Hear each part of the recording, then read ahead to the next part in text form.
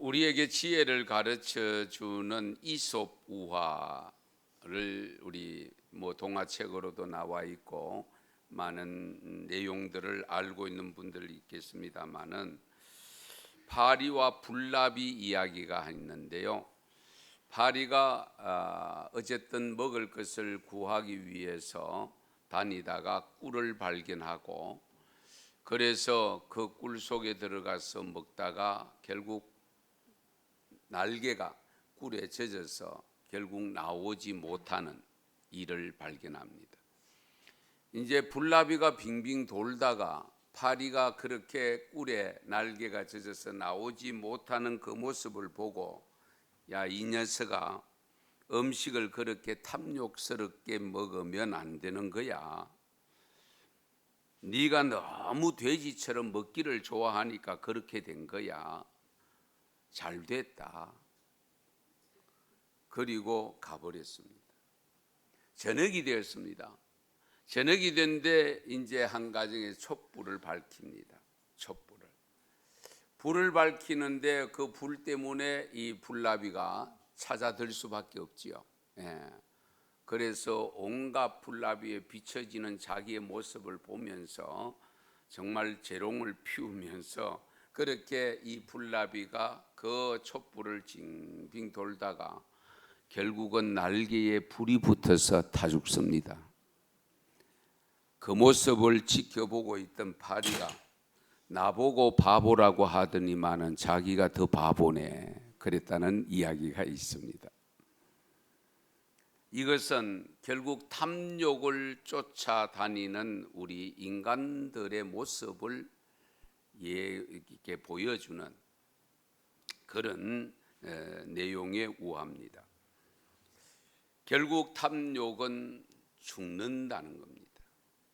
파리도 죽고 결국 불나비도 죽었습니다. 우리 성경도 자신을 위해서 사는 인생에게 이러한 무서운 결과가 주어진다는 것을 강조하고 있는 내용이 많습니다. 그중에 우리 야고보서 4장 1절에 이런 말씀이 있습니다. 너희 중에 싸움이 어디로부터 다툼이 어디로부터 나느냐? 너희 지체 중에서 싸우는 정욕으로부터 나는 것이 아니냐? 싸움이 다툼이 어디서 오느냐? 정욕, 욕심 때문이다.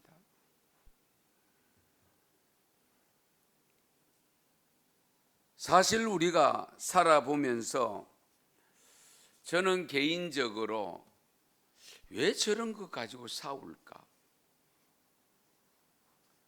개인도 그렇고 공동체도 그렇고 또 집안 간에 가정 간에 싸우는 경우도 있고 또 나아가서는 국가 간에 싸우는 이 모습들 왜 저렇게 안 싸우면 안 될까? 여기에 우리는 왜 남북으로 갈라져서 동족끼리 싸워야 됩니까?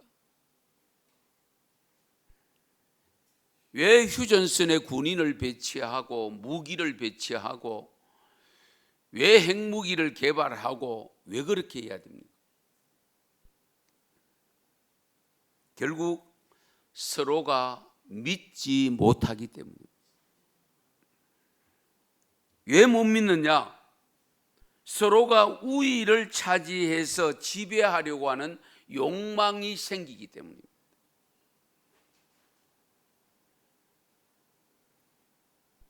당신은 당시이고 나는 나. 간섭 없이 따로 살면 되잖아요. 필요한 것을 도움을 요청할 때 도움이 줄 수 있으면 도와주면서 살면 되잖아요. 그렇게 하면 세계가 평화스럽게 얼마나 행복하게 살 수 있을 텐데 왜 군함을 만들고 전투기를 만들고 유도탄을 만들고 왜 그렇게 하느냐는 거예요. 다들 물으면 혹여나 공격하는 거 방어하기 위해서라고 합니다. 말은 맞습니다. 방어하기 위해서. 그런데 누가 공격한다고 누가 선전포고했습니까? 안 해도 그런 우려를 갖게 만드는, 그 우려를 하다 보니까 결국 어디 나도 준비해야 되는데 준비해 놓고 보니까 어디예요? 힘을 조금 과시하고 싶은 생각이 나는 거예요. 과시하고 싶은 생각이 나다 보니까 한번 해볼까? 왜? 어차피 무기는 만들어졌고 하니까.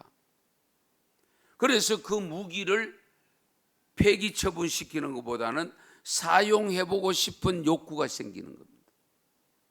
그래서 지배하려고 하는 겁니다. 그 지배의 욕구가 강하게 되어다 보니까 버리지를 못하니까 전쟁이 발생하는 겁니다. 정말 안타까운 일이죠.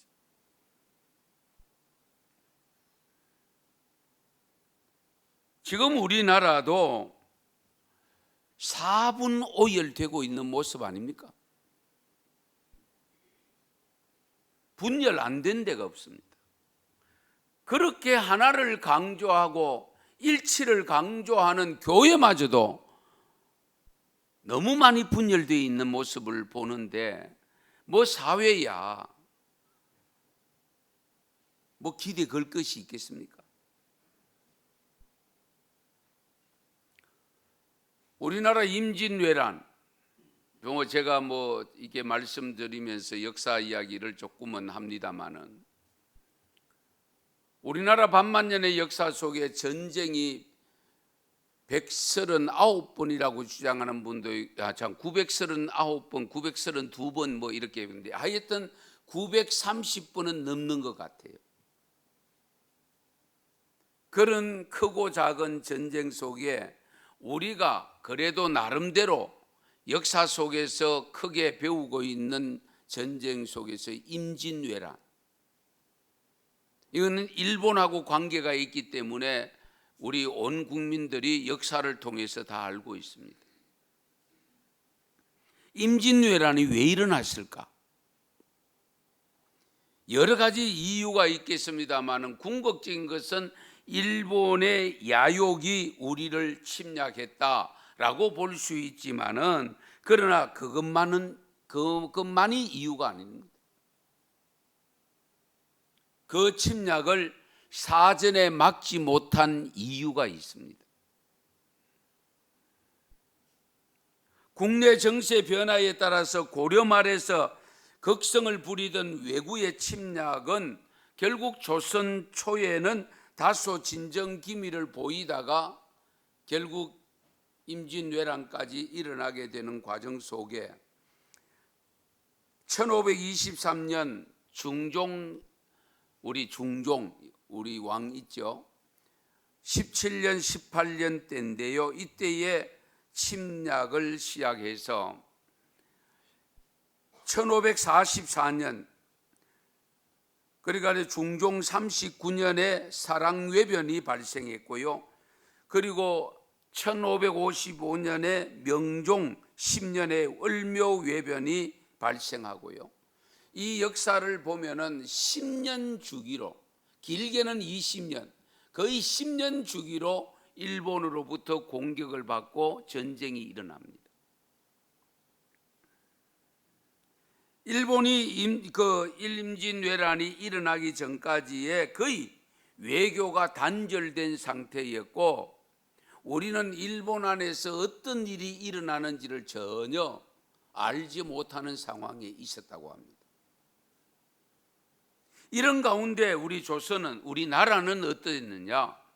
정치와 경제 면에서 혼란과 정말 어려운 역경을 지내고 있었습니다. 연산군 집권 이후에 명종대에 이르는 약 50년 동안 4대 사화가 있었습니다. 고등학교 나오신 분 이상은 다 역사책에 나옵니다. 4대 사화. 무오, 갑자, 기묘, 을사사화인데요. 이 4대 사화 그리고 그 사화가 되는 전쟁 우리 국내 소용돌이 속에서 기존 세력인 훈구파, 신진 세력인 사림파 사이의 당쟁으로 인해서 이 정치 기강이 해이해지고, 그러다 보니까 이 왕들은 세금 가지고 백성들을 괴롭히고, 그래서 토지세를 부과하고 여러 가지 세제 방법을 통해서 결국은 국민들의 불신을 가져오게 됩니다.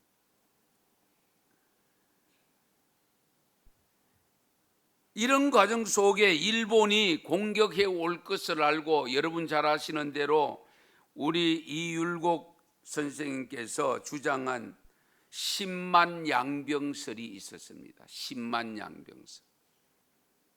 우리가 병사를 10만 명 길러야 된다고 했을 때 정부에서는 임금 왕실에서는 그걸 일축해 버립니다.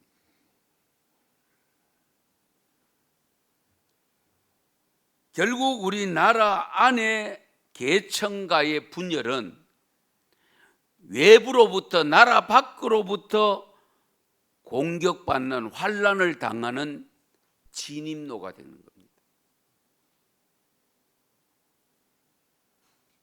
그 후에 300년이 조금 지난 1910년에 결국 일본은 자신들이 야욕한 그 욕심을 달성하게 되죠. 한일 합방이라고 하는. 1910년 8월 29일입니다. 우린 지금 8월 29일을 다 잊어버리고 있습니다. 이것을 별로 강조하지 않습니다. 이것을 우리가 국치일이라고 합니다. 치욕적인 일이죠. 물론 8.15 광복이 중요하기는 합니다만은, 그러나 우리가 이 국치일을 더 기억해야 되죠. 이 날을 잊어버리면 안 됩니다. 이 한일합방을 당한 후에 1945년 결국은 해방을 가져왔습니다마는, 한번 잘 생각해 보십니다. 5년 있다가 6.25 동란이 일어납니다. 그리고 정전협정 후에 자치정부를 수립하는 가운데 1960년도에 일어난 것이 4.19입니다. 그리고 5.16 쿠데타가 일어났습니다. 그리고 1979년 11.6이 일어납니다. 박정희 대통령 시해 사건이 일어났습니다. 그 이듬해 1980년도에 광주 사태가 일어납니다.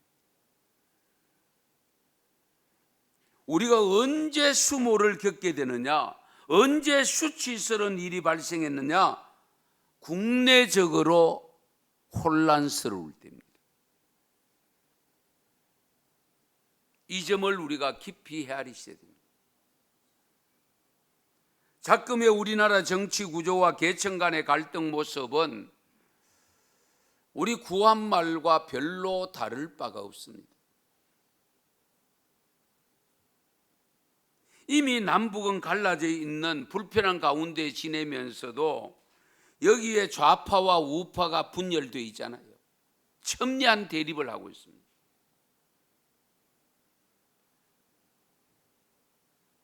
역사를 공부하는 우리 학자들은 대단히 우려를 하고 있습니다.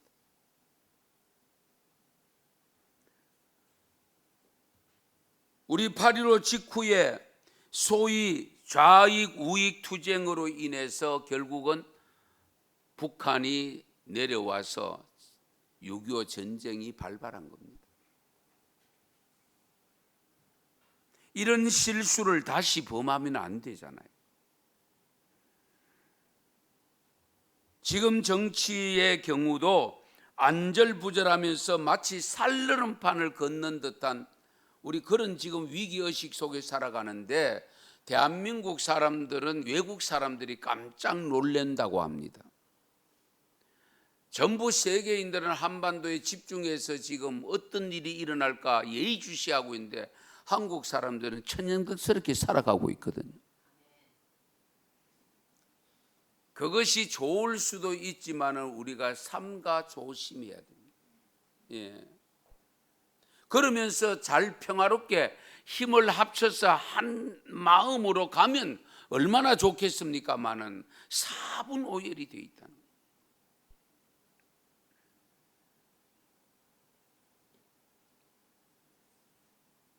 여러분, 우리나라 역사를 잠깐 짚어보면 정말 8.15 해방 후에도 여순 반란 사건이 48년도 있었고요. 그리고 50년 6.25 있었고 60년 4.19, 61년 5.16, 79년 이 박 대통령의 서거, 80년 광주 사태가 아직도 해결이 안 되고 있잖아요. 5.18이. 아직도 그거 가지고 정치인들이 싸우고 있고 별의별 사람들이 유공자가 다 돼 있고 참 어처구니 없는 일들이 발생되어 있는 이 역사적 왜곡된 사실들을 바라보는 우리 국민들은 뭐하고 삽니까? 저는 이 역사적 사건 속에서 이 한국 근대사 속에서 분열되어지는 상황 속에 교회가 굉장히 영향력을 끼쳤다고 하는 사실입니다. 그 영향력이라는 것이 좋은 영향력이 아니고요. 부정적인 영향력을 끼쳤습니다. 우리 교회 이야기를 조금 더 참고로 말씀을 드리겠습니다. 수많은 우리 지도자들이 순교를 당하면서 신앙을 지켜서 해방을 가져왔습니다. 그것까지는 참 좋았습니다. 그런데 해방되기가 무섭게 교회 안에 다툼이 생겼는데 그것이 뭐냐? 감옥에 들어갔던 신사참배 거부로 인해서 감옥에 들어갔던 추록파와 그리고 감옥에 들어가지 않고 적당하게 타협하면서 살았던 사람들과의 다툼이었습니다.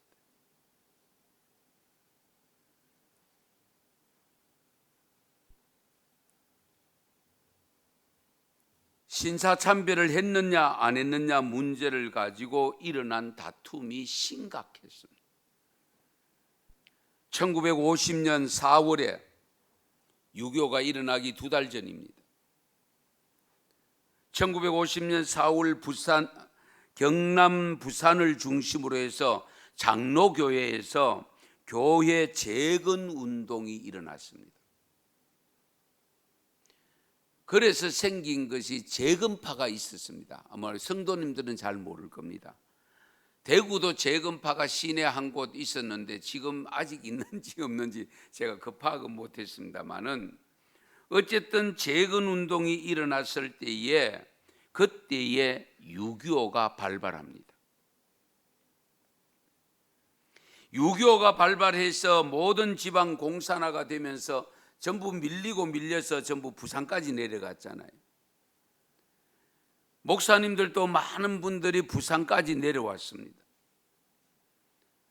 그 부산에 내려온 분들이 또 싸웁니다. 그래서 비고려파와 고려파가 생깁니다. 그 비고려파와 그 다음에 장로교가 거기서 갈라져 나옵니다. 그래서 생긴 것이 고신파입니다. 싸움이 여기서 끝난 것이 아니고요. 1951년 7월에 무성 공격이 시작됐는데 고려파는 그 당시 국회의원 22명의 명의로 비고려파를 용공단체라고 매도를 해버립니다. 그리고 휴전협정이 있었던 1953년에 기독교 장로회와 예수교 장로회가 갈라집니다. 그게 1953년입니다. 휴전협정 할 때입니다. 그리고 1959년에 통합과 합동으로 갈라집니다. 통합은 뭐고 합동은 뭡니까? 통합, 합동. 단어만 다를 뿐입니다. 그리고 1960년에 결국은 4.19가 일어납니다. 그 후에 예장 합동은 계속 분열을 합니다.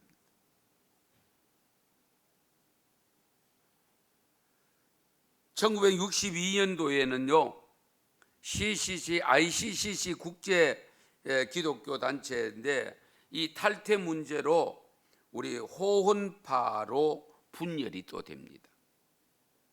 호혼파.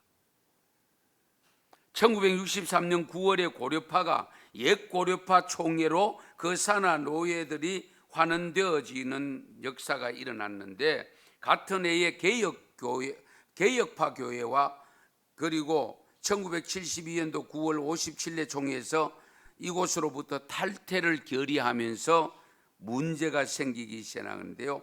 합동파 교회가 다시 사당동파와 방배동파가 갈라집니다. 속 시끄럽죠.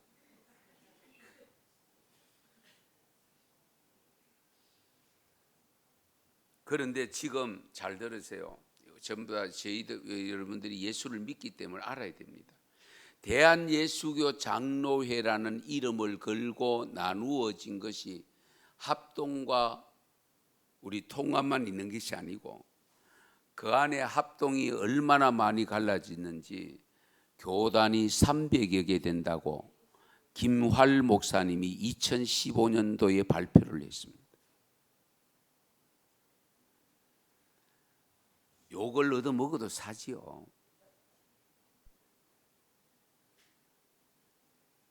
성령은 하나 되게 하시잖아요.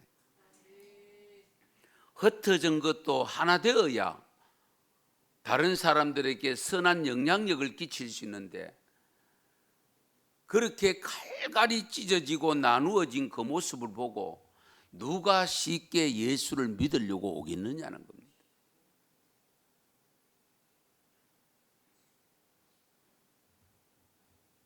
그래서 아직도 하나님은 남북 통일을 멈추고 계십니다. 그 어렵던 독일은 통일했잖아요.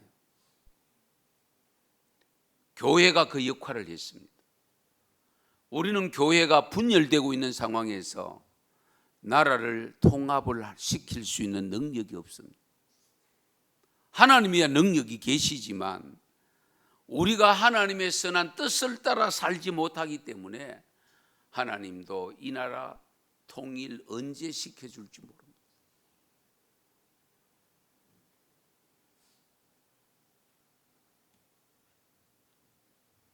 그렇다면 다른 나라는 몰라도 적어도 대한민국 근대사의 이 아픔의 역사는 교회와 무관하지 않다는 사실, 그 교회와 무관하지 않다는 것은 앞에 선 목사들 문제입니다. 목사들이 그렇게 만든 거예요. 뭐 성도들이 뭘 압니까? 솔직히 저도 저희 어머니 따라 교회 모태신앙으로 가다 보니 통합적 교회가 다니니까 통합이지, 뭐 합동교회 다녔으면 합동일 거고, 그렇잖아요. 감리교 다녔으면 감리교일 거고, 침례교 다녔으면 침례교일 건데, 저희 어머님이 그 교회 다녔었기 때문에 나도 자연스럽게 통합교인이 돼 있더라고요.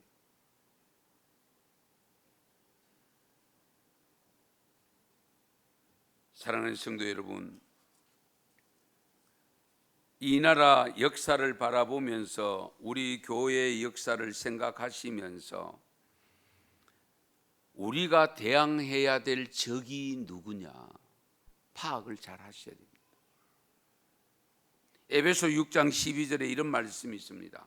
우리의 씨름은 혈과 육을 상대하는 것이 아니요 통치자들과 권세들과 이 어둠의 세상 주관자들과 하늘에 있는 악의 영들을 상대함이라. 악의 영들을 상대합니다. 우리가 싸워야 될 대상은 우상을 섬기는 이방 종교입니다. 악의 영들입니다. 악의 영들을 지배하는 정치인들과 권력자들입니다. 코로나를 물리치겠다고 무당을 불러 구다는 정부의 행태를 막아야 되고, 개인 인권을 보호한다는 측면으로 동성애를, 창조 질서를 어지럽히는, 이걸 허용하려고 하는 이런 것들을 우리가 대항해서 싸워야 됩니다. 이 영적인 싸움입니다.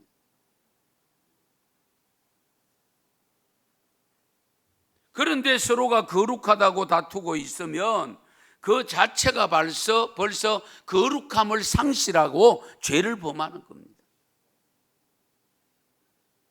아무리 옳은 일이라도 싸우면 거기에 죄를 범하게 돼 있습니다. 그래서 오늘 갈라디아 5장 15절에 만일 서로 물고 먹으면 피차 멸망할까 조심해라. 우리가 이 점을 항상 염두에 두셔야 돼요. 서로가 괴롭히고 손상을 입히는 일을 하면 함께 공멸합니다. 상대방을 헐뜯고 이간질하고 서로가 적대시하면 결국 같이 망합니다. 그러므로 우리는 그렇지 않도록 조심해야 됩니다. 우리가 서로 다투고 헐뜯고 이간질하면 누가 좋아하느냐? 사탄이 좋아합니다. 마귀가 좋아합니다. 잘한다 니 잘한다, 그건 네가 이겨야지, 지고 사나 이겨라. 그러니까 부채질하면서 싸우게 만들어서 나를 넘어지게 만듭니다.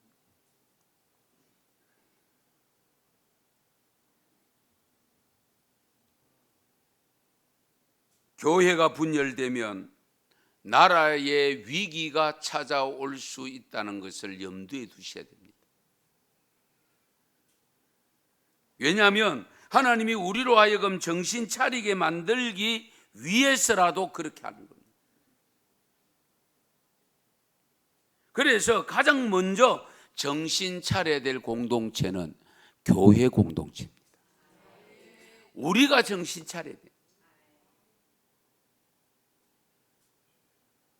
왜냐하면 우리가 하나님을 믿고 같은 세례를 받고 같은 성령을 믿고 사는 성도들이기 때문에 한 하나님을 믿잖아요. 한 예수님을 믿고 한 성령님을 믿잖아요. 그런데 어떻게 교파가 수백 개 될 수 있습니까? 저도 목사지만 이해가 안 됩니다.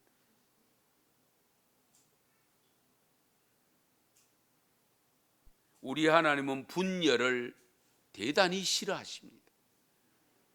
잠언 3장 30절 우리 같이 한번 읽어보실까요? 같이 읽겠습니다. 사람이 네게 악을 행하지 아니하였거든 까닭 없이 덮으로 다투지 말며 포악한 자를 부러워하지 말며 그의 어떤 행위도 따르지 말라. 아멘. 다투지 말아라. 악을 행하며 다투는 자들의 어떤 행위도 본받지 말라고 했습니다.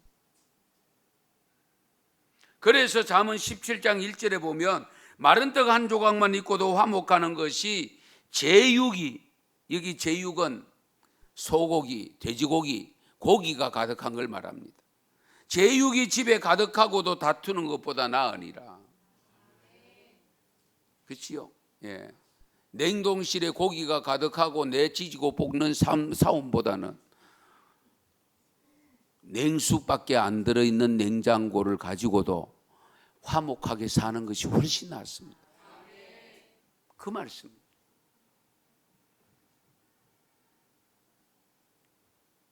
그래서 미가서 3장 5절 말씀 6절 같이 한번 읽겠습니다. 내 백성을 유혹하는 선지자들은 이에 물 것이 있으면 평강을 외치나 그 입에 무엇을 채워주지 아니하는 자에게는 전쟁을 준비하는도다.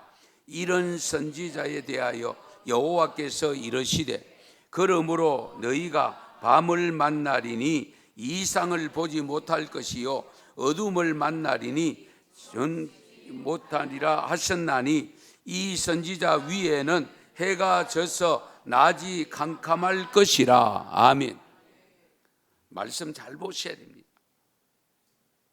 선지자의 타락상을 지적했는데요, 자기에게 유익이 있으면 평강을 외치지만 이익을 주지 않으면 전쟁을 준비한다는 것을 말씀하고 있습니다.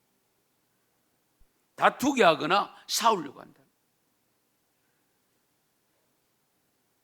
교회 지도자가 바로 서지 못하면 하나님은 반드시 거기에 응징을 하시는데 이상을 보지 못한다고 했습니다. 어둠의 밤을 만난다고 했습니다. 예언을 할 수 없다고 했습니다. 해가 짐으로, 즉 하나님의 영광이 떠남으로 낮이 캄캄하게 된다. 그런데 지금 우리 교회들이 어수선한 틈을 타서 사단의 세력들이 활개를 펼치고 있고, 이단들이 정말 우리를 자꾸 부채질하고, 선교단체들이 본인들은 정말 깨끗하고 성결하고 정결한 것처럼 해서 기성교회들을 자꾸 헐뜯고 비판하고, 그래서 미움이 생기게 만들고, 그래서 자꾸 갈라지게 만드는 안타까운 일들이 우리 주위에 계속 일어나고 있다는 사실.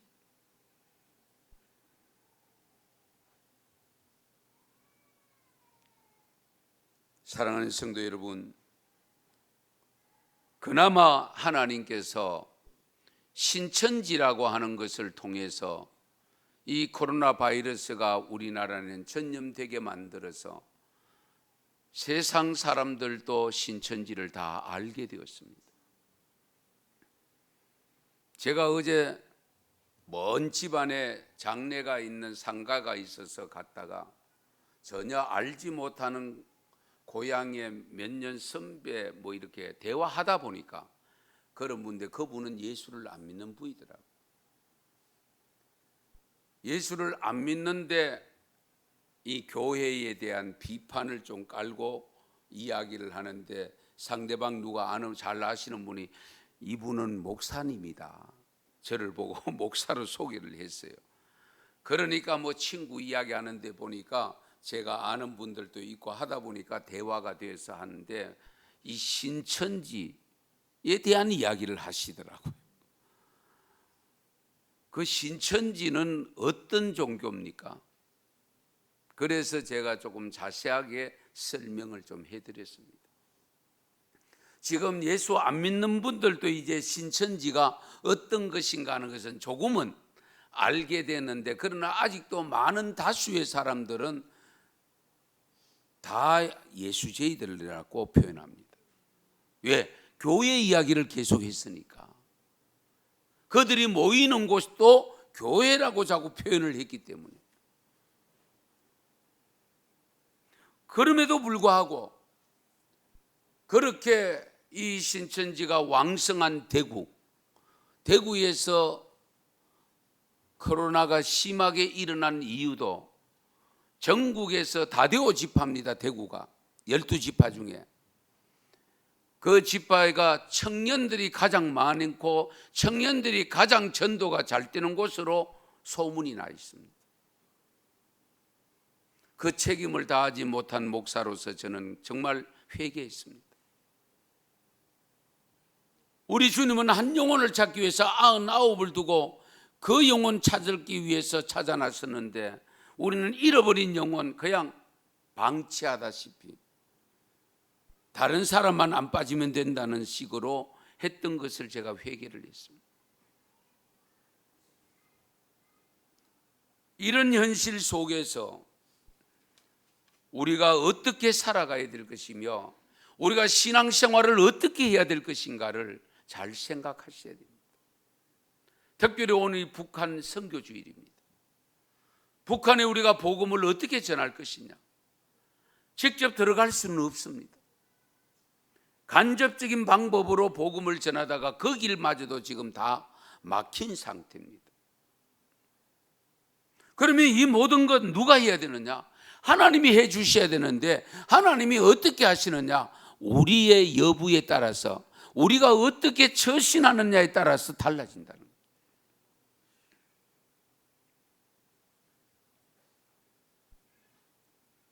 정말 우리가 살아가는 삶 속에서 아무리 옳은 일을 보더라도 싸우면서 승리하려고 하는 것은 삼가 조심해야 됩니다. 악을 선으로 이기라고 말씀하지 않았습니까? 선한 방법을 찾아내야 됩니다. 악한 방법으로 싸우다 보면 똑같은 사람 되고 똑같은 죄를 범하게 됩니다. 그래서 어려운 겁니다.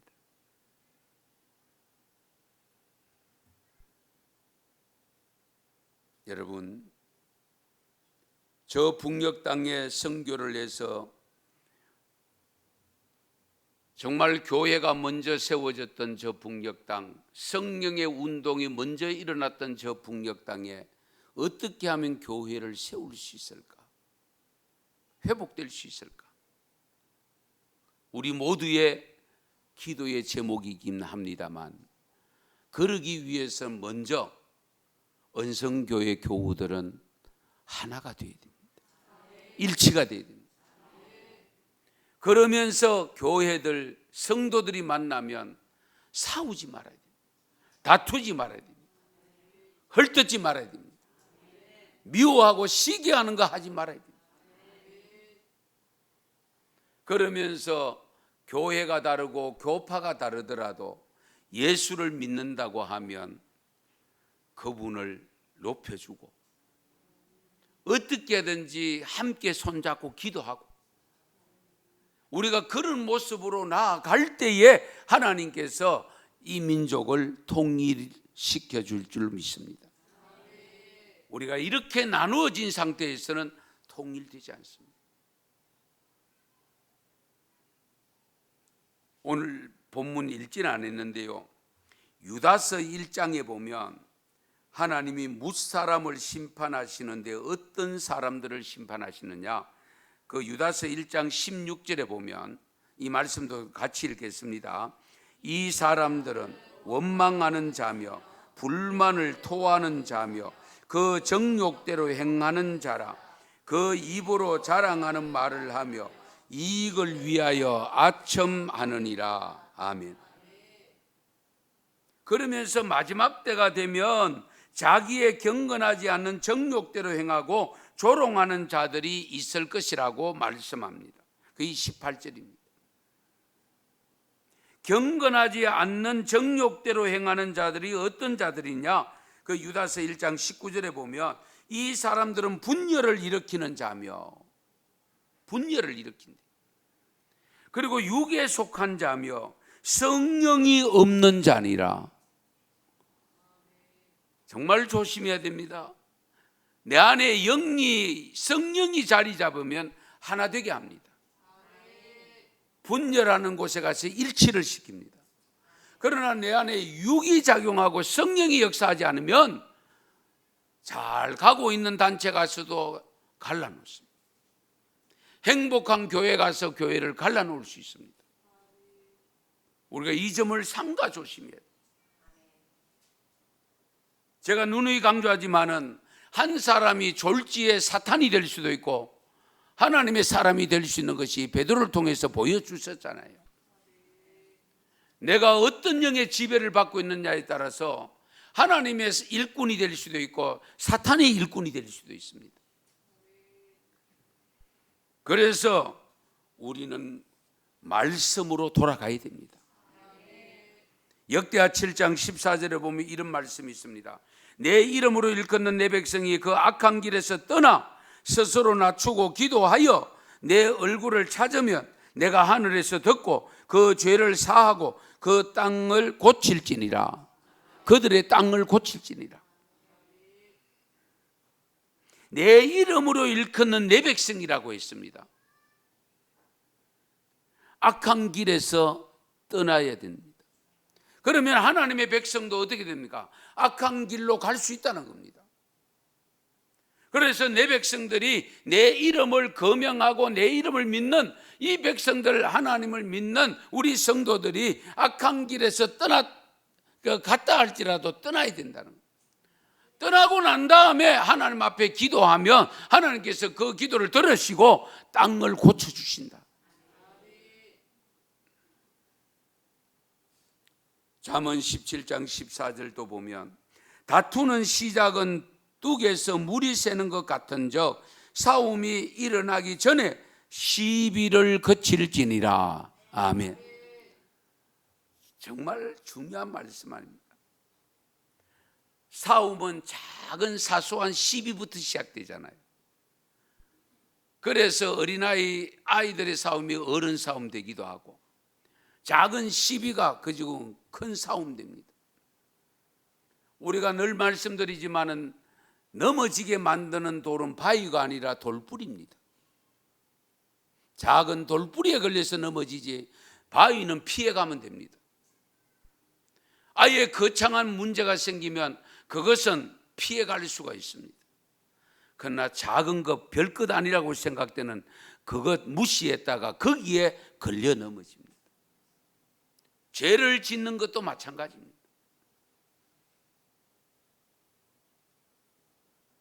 사랑하는 성도 여러분, 혼돈은 결국 육신으로 사는 사람들에 의해서 옵니다. 일치와 연합은 성령을 따라 사는 사람들에 의해서 옵니다.